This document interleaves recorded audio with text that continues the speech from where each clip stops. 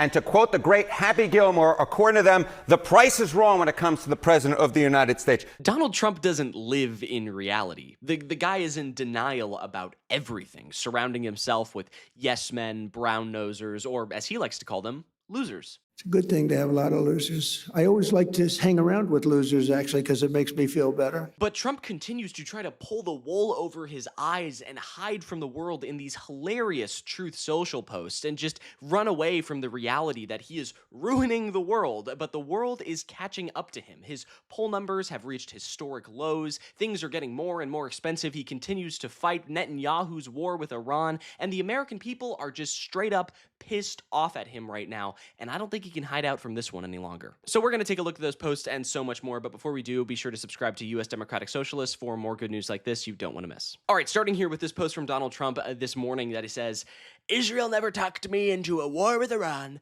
The results of October 7th added to my lifelong opinion that Iran can never have a nuclear weapon did."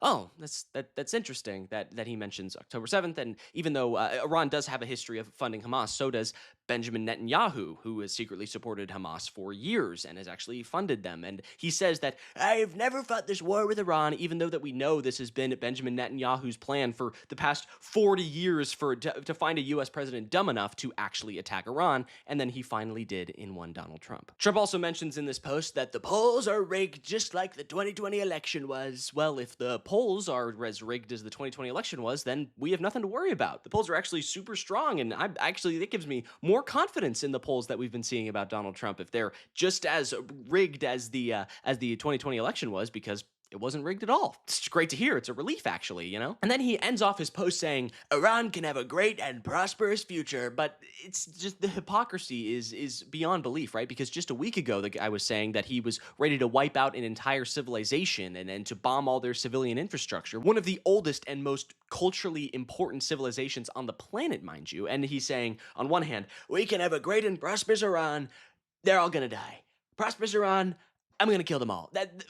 The mental disconnect from the guy is absurd. And yeah, about those polls. Just take a look at these net approval ratings when it comes to inflation. The President of the United States is hitting all-time record lows in all of these polls. As the approval of Donald Trump's handling of the conflict has dropped to 36%. It is a blowout, and this is just the American public at large, John. Look at this. It is a blowout in the net popularity rating. Pope Leo XIV at plus 34. Look at where Donald Trump is at minus 12. It's not even close. It's just poll numbers go straight down, and all the polls show the Republicans are going to lose the midterms in 7 months by a landslide. A disaster. Thank you, Alex Jones, for that brilliant commentary. But in all seriousness, if Trump continues to keep his head shoved sky high up his own ass, his party is going to collapse under his weight, and I mean that in more ways than one. I'm sorry you had to see that. Trump, however, continues his endless campaign of being a fucking loser who is in complete denial, who posted again today. He took one of his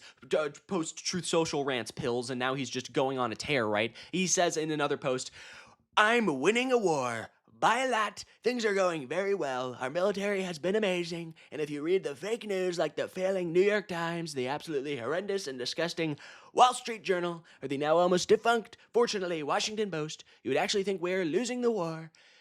You are losing the war, you bumbling oaf. Iran holds all the cards in this situation. The U.S. may have a superior military, right? We spend $800 quadrillion billion on it every single year, and Donald Trump wants even more. But Iran holds a crucial checkpoint of a fifth of the world's oil supply, right? And no, extra U.S. blockade or military intervention beyond like a full siege, boots on the ground invasion is going to take that over. And Donald Trump would be, absolutely ruining the reputation of the Republican Party and himself for years if he did so, right? Iran holds all the cards because if oil goes up, that's it. Everything gets more expensive, right? Oil is the lifeblood of the planet. And there's a whole conversation about, oh, well, oil's bad for the environment. Yes, it is. Renewables all the way. We should do that. But right now, oil is the central facet of the entire industry of everything, right? Every industry has one checkpoint at the very top, one choke point, and that being oil, right? Everything needs oil. Everything is getting more expensive, and that puts a lot of pressure onto Donald Trump, who says, "Oh, we're winning the war." No, you're not. But everything is getting more expensive, and that applies a lot of pressure on Donald Trump internationally and here at home, beyond it just being completely morally repugnant and gross to go invade another country, kill their leadership and civilians, and fight a war for Israel that have Americans suffer and die from. beyond all of that, it's also just a shitty decision financially, spiritually, morally, everything, right? But Trump today, in another fucking essay that he posted to Truth Social, even compared the Iran war happening right now to a bunch of other wars, wouldn't you believe it? But what happened? He says here that he promised 6 weeks, but what happened to 2 weeks? What happened to no wars at all? What happened to any of this, right? American soldiers are dead now. Everything is more expensive. People are having to ration out, food and electricity, and millions of people are not getting the oil that they desperately need for, hospitals and treatments and all these things. And Donald Trump is just sitting high and mighty like he's doing the right thing. And he says that he's doing better than the Democrats, but Obama seemed to have a pretty good thing going with the JCPOA, or the Iran nuclear deal, right? But Trump then shredded that. Biden did nothing to save it. And then now Trump is begging and crying and pissing and shitting his pants for Iran to give him a deal that is even close to what Obama got back when he was president. All the while, Trump continues to lie through his teeth that the U.S. is winning this quagmire. And check this out. CNN just did a great compilation of Trump's back and forth lies on Iran. Here, take a look. It's going to be finished pretty quickly. I do see a deal in Iran, yeah. Mr. President. Could be soon. We are going to finish the job, and we're going to finish it very fast. We're getting very close. I think it's close to over, yeah. I view it as very close to over. I will say the war in Iran is going along swimmingly. We can do whatever we want. And it should be ending pretty soon. Trump is a fucking liar. He sucks. We know that. We know he fucking sucks. But to actually combat Trump, we need real fighters, right? I feel like I say this all the time. It's like, Donald Trump sucks. We know that. The Democratic Party can't just run on Trump sucks. It has to run on, let's actually have some policy. We need some diehard candidates willing to go toe-to-toe with this decrepit shit stain and actually fight for the American people. And it's not just me that thinks that. Here's Orkana with the same point of view. The era of nudges and incrementalism are over. We need a new generation of leadership, and we need bold, ambitious legislation, the most bold and ambitious programmatic agenda of a generation. I call it a new economic patriotism. I am for Team America.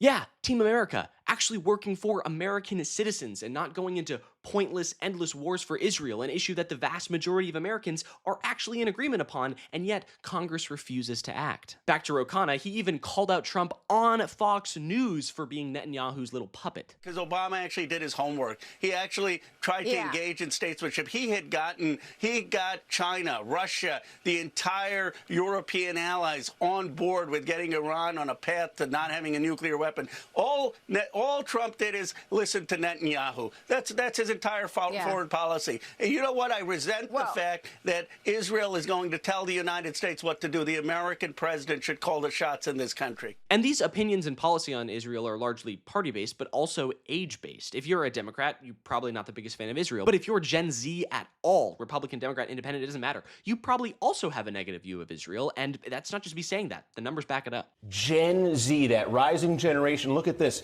Across party there, 3/4 of Gen Z say they sympathize more with the Palestinians than the Israelis. That's a massive sea change. So Donald Trump, the vast majority of the GOP, and even some moderate Democrats like Chuck Schumer and Cory Booker are in complete denial over where the U.S. population is in their support for Israel, right? And Trump is in denial about a whole lot more than just that. The guy is historically unpopular right now. His party is fracturing all around him, and he is sinking his party to the depths of obscurity here at home and across the planet. So while Trump keeps his head in the sand and funnels billions upon billions of dollars into the pockets of the Epstein class, there are progressives all across the country on the ground fighting for Americans like you and me. And I think I'm going to go with the progressives on this one. But I think that's going to do it for me. Thank you so much for sticking around to the end. Really appreciate it. If you like what you saw in this video, be sure to leave a like down below, subscribe to US Democratic Socialists, and leave a comment. I would love to hear your thoughts about this and more, whatever you have to say. So be sure to do all the good stuff down below and have a great day. All right, I'm Iago Lashua. Goodbye.